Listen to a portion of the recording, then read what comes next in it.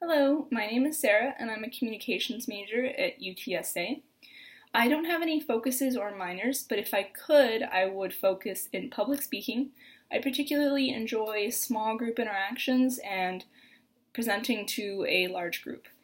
I really like talking about bats, flying mammals. They are my favorite, and I hope after I finish my bachelor's in communications that I can get my master's in either biology or zoology. It's a bit of a jump, but it's a requirement if I'm hoping to be taken seriously in the bat conservation societies.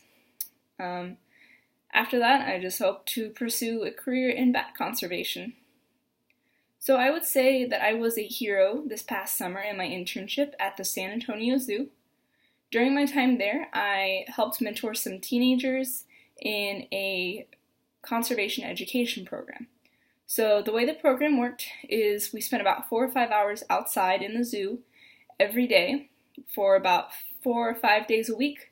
And while we were there, we would try to approach as many guests as we could and educate them about various topics. We talked about things like ocelots, animal enrichment, which is pretty much toys, bats, bears. I think we did one on sustainable seafood. There were a few others that we talked about.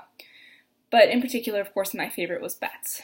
So a big part of this program is teaching kids how to speak in public because it's definitely an important skill and it's incredibly important for conservation because a lot of it is just grassroots movement, getting a typical person who doesn't know anything about bats to think that they're maybe kind of cute.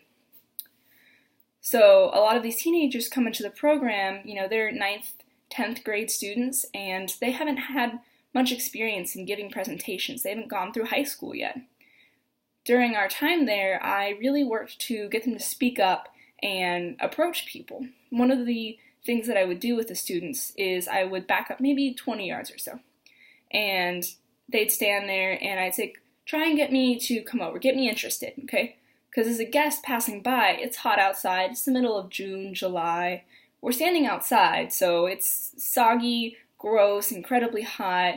Guests don't want to be learning anything over their summer break. They certainly don't want to be standing around, so it's really difficult to get people to stop. However, I find that if you're loud enough and excited enough, anyone will listen to what you have to say. So I'd back up, the teens would be standing there, and I'd say, try and get me to come over. So they would mumble, kind of laugh, and I'd say, what? Sorry, can't hear you, huh? Huh? And they would laugh, and, okay, want to come learn about bats? Sorry, what? What? And they would really say, okay, hey, you want to come see some really cool bat stuff? And I'd be like, oh yeah, I'd love to come see some bat stuff. And getting them excited would get the guests excited. It's really contagious. And I think that was a really important tool that those teens had to learn. And it really became contagious because they started spreading it to the other teens. And I have found that it's been a very useful tool as I made my way through high school having to give presentations. People are much more likely to pay attention if you're going to speak to them, first of all, in a way that they'll understand, not using big words, boring things, approaching them in a way that makes sense to them, and being excited, because even if they don't know what you're saying, they're kind of confused. If you're excited and you're waving around some cool pictures of a bat, even if it's kind of ugly, they get really excited. Something about the happiness just draws people over. So, a lot of those teens who go to the program are there for the animals. When you get to the higher levels, like I am at a docent, you can handle animals, and so that's why a lot of them go there. But that's also why I went there, and I ended up leaving with wanting to major in communications. So I think the public speaking aspect has a bigger impact on those kids' lives than they might recognize. And so it's really important that I found it was really important to imprint that skill on them. So my goals, I would say, for this class are learning how people think so that I can better speak to people. Because sometimes it is just enough to get by with my pure excitement and joy, like I did at the zoo, but sometimes it's a little more difficult. You have to understand where they're coming from, understanding different cultures, because especially with bats, people have different views depending on where they're coming from. In a lot of cultures, bats are associated with the devil. So, if I approach someone from one of those cultures, they might get really offended, and I need to be careful about not doing that. Another thing is improving my organization. I try to be as organized as I can when I'm speaking, but especially at the zoo when there's animals roaring and snarling, I get incredibly lost. I'll just stop, stare, completely stop speaking. You'll probably notice sometimes when I speak that I just stop and then I kind of pick up, but it's a different track.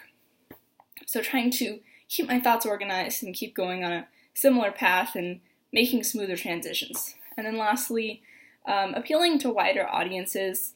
I understand my demographic because I'm a teenager and I know what other teenagers like. And to some degree, I understand the adult demographic because I've worked a lot with adults, but small children, I don't understand them.